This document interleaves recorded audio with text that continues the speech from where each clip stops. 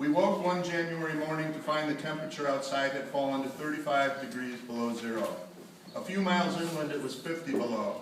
When I stepped outside, I saw people up and down the street trying without success to start their cars, their hoods in the air like arms thrown up in surrender. Our 10-year-old van started without difficulty, and I passed a neighborly hour giving jump starts. In the few minutes it took to step outside and attach the jumper cables to a battery, my ears, fingers, and toes would go numb, and my nostrils would swell with what felt like cotton bolls the size of walnuts. Most of the neighbors were students from southern Michigan who had never experienced such cold. We exchanged wondering comments, watching as the breath that hung around our heads crystallized and fell to the ground as fine snow. The storm came a few weeks later. Clouds moved in that morning, and the temperature climbed to the upper 20s, warmer than it had been in a month. The streets were coated with ice formed by snow that had been packed by traffic and frozen until it was as hard as concrete. All day the light was soft and strange. On television, the weatherman grinned and said, "Get ready, folks. Looks like we're in for a blinger." It was reason, of course, for a party. We telephoned friends and told them to bring food and sleeping bags, then laced on our ice skates and sashayed down the middle of the street to the Red Owl supermarket, where we were met at the door by a weary manager who put up his hands and said, Hey, this ain't skate world." Inside, we slid around the aisles in our stocking feet, loading a grocery cart with beer, chips, and frozen dinners, greeting everyone we met. Young people were animated and talkative, their eyes bright. Old folks acted the way they always acted. We had noticed already that the people who boasted loudest about the difficulties of winters in the Upper Peninsula were usually recent immigrants, many of them from Detroit, a 450-mile drive south of Marquette, where winters are cold and damp but often free of measurable snowfall. Natives of the UP, many of them descended from Finns, Swedes, and Italians who moved to the region in the 19th century to work in the iron and copper mines, were apparently too acclimated to the weather to give it much thought. To them, winter was not a romantic adventure, but a fact of life, like unemployment, taxes, and backaches. Their stoicism could be extreme. Our second autumn in Marquette, I would work for 6 months repairing railroad tracks on the Chicago Northwestern line near Ishpeming, a town 15 miles inland from Marquette. Our crew of 3 included 2 native Yoopers, career railroaders who dreamed of being promoted to brakemen so they could spend their days riding in a heated caboose. I was taking a semester off from college to work and was grateful for the job, but I've never been so uncomfortable. It was a frigid, snowy November and the wind was relentless. In the cold, the steel tracks cracked under the pressure of cars loaded with iron ore pellets. Our job was to remove the broken sections and replace them with lengths of new rail. We did this by hand, unbolting existing track with 4-foot-long wrenches, cutting broken sections away with a gasoline-powered hacksaw, driving new spikes with sledgehammers. On a day when the wind was particularly brutal and a harsh sleet lashed our faces, I groaned and muttered something like, "Man, this is miserable." I sensed immediately there was disapproval from the others. Nothing was said, but it was clear that I had violated a code. But for the boys in Gaelme, the boys were our housemates who lived downstairs and who ran up the stairs every time they smelled Gail baking cookies. But for the boys in Gaelme, no such codes applied, and we allowed ourselves to be awed by the weather.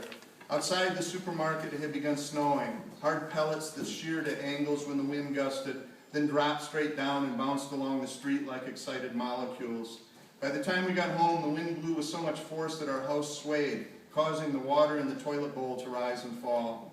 The plastic sheeting our landlord had nailed over the windows bucked and snapped. We turned up the music, made dinner, drank beer, laughed and danced. Friends arrived, loaded with groceries and talking in disbelief about the rising storm. Everyone took turns going to the door to watch the city become erased by whiteness.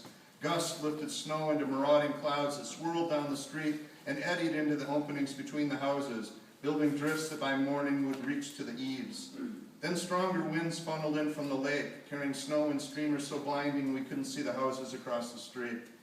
One friend came late, red-faced and huffing, stomping his feet on the floor to get circulation back into his toes. He had abandoned his car in the drift blocks away. "No way," he said, "is anybody going anywhere tonight." We made up the couches into beds and spread sleeping bags on the floor. The moment we switched off the lights, the wind came up louder than ever.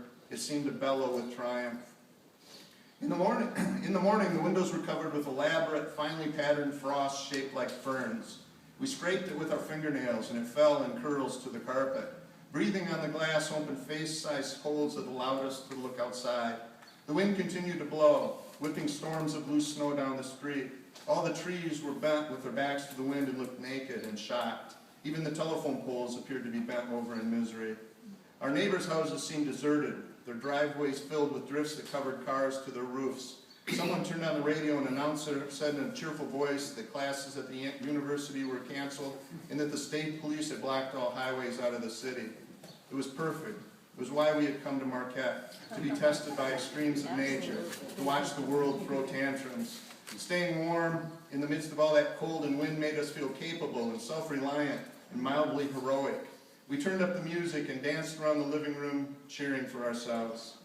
We were brewing coffee and scrambling eggs when someone walked onto our porch and knocked. We opened the inner door, then pushed hard on the storm door to break through the drift that had built in front of it. A swirl of snow and cold came in. Standing before us were two middle-aged women in bulky, snow-plastered coats, headscarves knotted tightly beneath their chins. They looked like Russian peasants dressed to go to the market. Behind them, clouds of snow roared down the street. The ladies smiled shyly. In the lilting Finnish accent of natives, one of them said, "We're collecting for the United Way."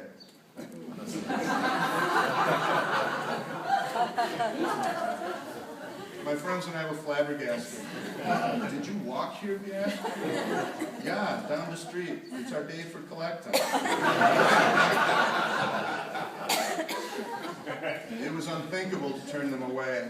We invited them inside and filled their donation envelopes with our pocket change. We offered them coffee and breakfast, but they couldn't stay. They had many houses to visit, they said. And because of the condition of the streets, they would have to do all their visiting on foot. They wanted to be finished in time to have supper ready when their husbands came home from work.